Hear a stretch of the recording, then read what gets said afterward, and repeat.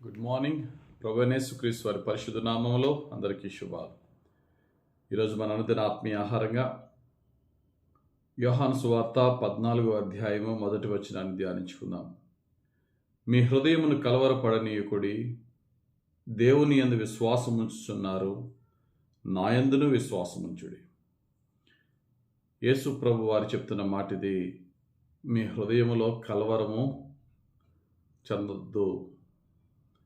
ఒక దుర్వార్త, ఒక భయం పుట్టించే వార్త, ఒక బాధకరమైన వార్త మీకు వచ్చినప్పుడు వెంటనే కృంగిపోవద్దు. దానికి సొల్యూషన్ ఏంటట? దానికి జవాబు ఏంటంటే, నా యందు విశ్వాసం ఉంచుడి. దేవుడు ఇదే చెప్తున్నాడు ఈరోజు. ఏదన్నా ఒక దుర్వార్త వినబడిన వెంటనే కృంగిపోయి, ఏంటి నా బ్రతికి ఏమైపోతుంది, నా భవిష్యత్తు ఏంటి అని కృంగిపోవద్దు. ప్రభువా, అది శత్రువైనా, అది రోగమైనా, లేక ఏ సమస్య అయినా నీకు అప్పగిస్తున్నాను. నువ్వు నా సమస్య కంటే బలవంతుడు.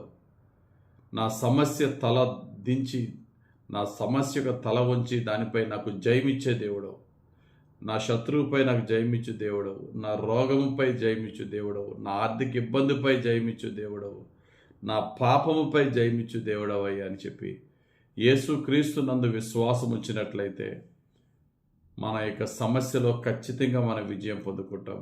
ఈరోజు దేవుడిస్తున్న వాగ్దానం అదే. మీ హృదయములను కలవరపడనీయకుడి. ఏ సందర్భంలో అంటున్నారంటే, యేసయ్య, నేను మిమ్మల్ని విడిచి పరలోకానికి వెళ్ళిపోతున్నాను, మీ అందరి పాపముల నిమిత్తము నేను శిలువ మీద మరణించబోతున్నానని ఆయన నిర్గమం గురించి చెప్పినప్పుడు శిష్యులకి ఏం అర్థం కాలేదు. కానీ ఏదో బాధకరమైన పరిస్థితి ఏర్పడుతుందని మాత్రం శిష్యులు అర్థం చేసుకుని దిగులుగా ఉంటుంటే యేసు ప్రభు ఇస్తున్న వాగ్దానం, కంగారు పడద్దు.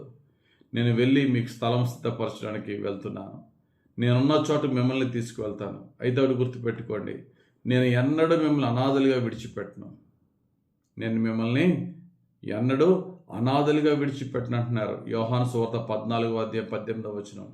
మిమ్మును అనాథలుగా విడువను, మీ యొద్దకు వత్తును. కొంతకాలమైన తర్వాత లోకము నన్ను మరి ఎన్నడూ చూడదు.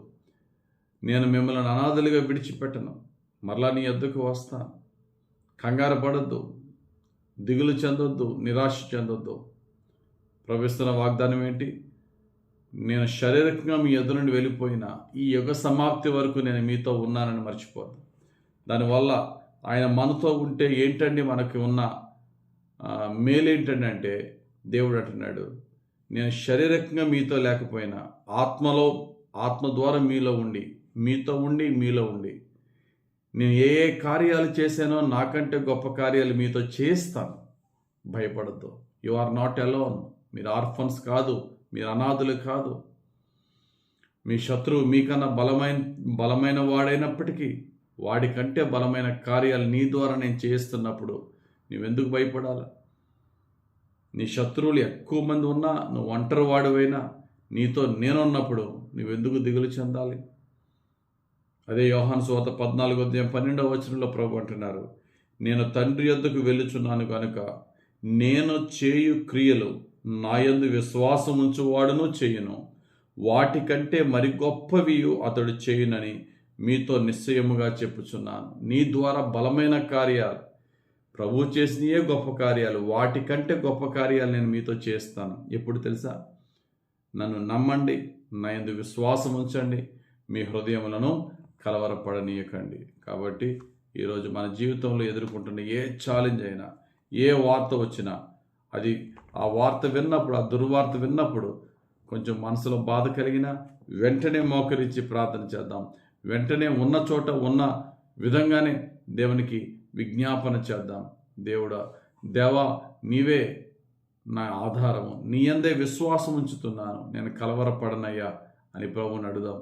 దేవుడు ఆయా సమయంలో ఆయన శక్తిని పంపి ప్రతి బాధ, వ్యాధి, శోధన, శత్రువు, నష్టము నుండి తగిన సమయంలో ఆయన కార్యాల ద్వారా ఆయన నామమునకు మహిమ కలుగు విధంగా దేవుడు మనల్ని సంరక్షించి కాపాడి గొప్ప విజయాలతో మనల్ని దీవించునుగాక. ఆమెన్. ప్రార్థన చేసుకుందాం. మహిమగల తండ్రి, దయగలిగిన ప్రభు, కృపగల దేవ, మాతో ఉన్నవాడా, మా పక్షముగా ఉన్నవాడా, మా పక్షముగా వ్యాజ్యమాడువాడా, నీ కృపలోనే మమ్మును మా కుటుంబాలను నీవు మాకు అనుగ్రహిస్తున్న మా స్వాస్యములను మీరే సంరక్షించి కాపాడమని నాయన సాతానుకు కానీ సాతాను చేత ప్రేరేపింపబడే మనుషులకు కానీ మా మీద ఎటువంటి అధికారం లేకుండా నీ పరిశుద్ధాత్మతో నీ పరిశుద్ధాత్మ శక్తితో మమ్మల్ని నడిపించి నీ అధికారములో మమ్మలను సంరక్షించి కాపాడి ఏలి పాలించి దీవించమని యేసుక్రీస్తు వారి పరిశుద్ధ నామములో ప్రార్థించి వేడుకొనుచున్నాము తండ్రి. ఆమేన్. తండ్రి యొక్కయు కుమారుని యొక్కయు పరిశుద్ధాత్మ దేవుని అభిషేకము హెచ్చుగా మనపై దిగి వచ్చి మనల్ని నడిపించి దీవించునుగాక. ఆమేన్. God bless you. Have a very blessed day.